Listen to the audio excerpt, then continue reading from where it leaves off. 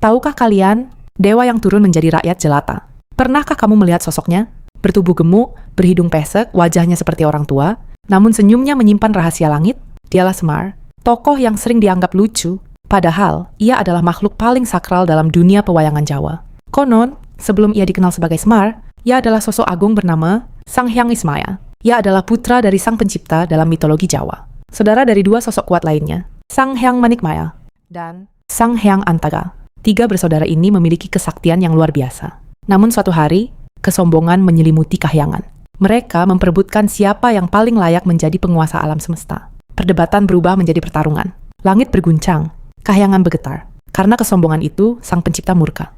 Manikmaya akhirnya diangkat menjadi penguasa Kahyangan. Antaga berubah wujud menjadi makhluk raksasa. Dan Ismaya, ia diturunkan ke bumi. Bukan sebagai raja, bukan sebagai dewa, melainkan sebagai rakyat jelata. Ia menjelma menjadi Semar. Tubuhnya dibuat tidak sempurna. Wajahnya tua, matanya selalu tampak seperti menangis. Namun bibirnya tersenyum. Itulah simbol kehidupan manusia. Tangis dan tawa berjalan berdampingan. Sejak saat itu, Semar tidak lagi tinggal di Kahyangan. Ia hidup di bumi, menjadi pengasuh dan penasihat para ksatria. Dalam kisah wayang Jawa yang terinspirasi dari Mahabharata dan Ramayana, Semar mendampingi para Pandawa. Ia membimbing tokoh seperti Yudhishthira, Bima, dan Arjuna. Namun anehnya, tak ada satupun dewa yang berani meremehkannya. Karena meski ia tampak seperti rakyat biasa, kesaktiannya melebihi para penghuni Kahyangan.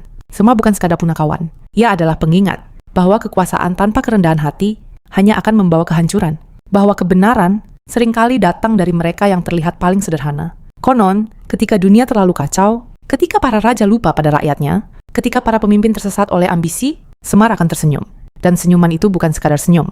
Itu adalah pertanda bahwa keseimbangan alam akan dipulihkan. Karena Semar bukan hanya tokoh wayang, ia adalah simbol. Simbol suara rakyat. Simbol kebijaksanaan tersembunyi. Simbol bahwa yang paling rendah bisa jadi adalah yang paling tinggi di mata Tuhan. Jika kamu menyukai kisah budaya dan misteri Nusantara seperti ini, jangan lupa dukung channel ini dengan subscribe dan nyalakan lonceng notifikasi. Karena masih banyak cerita leluhur yang belum banyak orang tahu, dan mungkin malam ini Semar sedang tersenyum mengawasimu.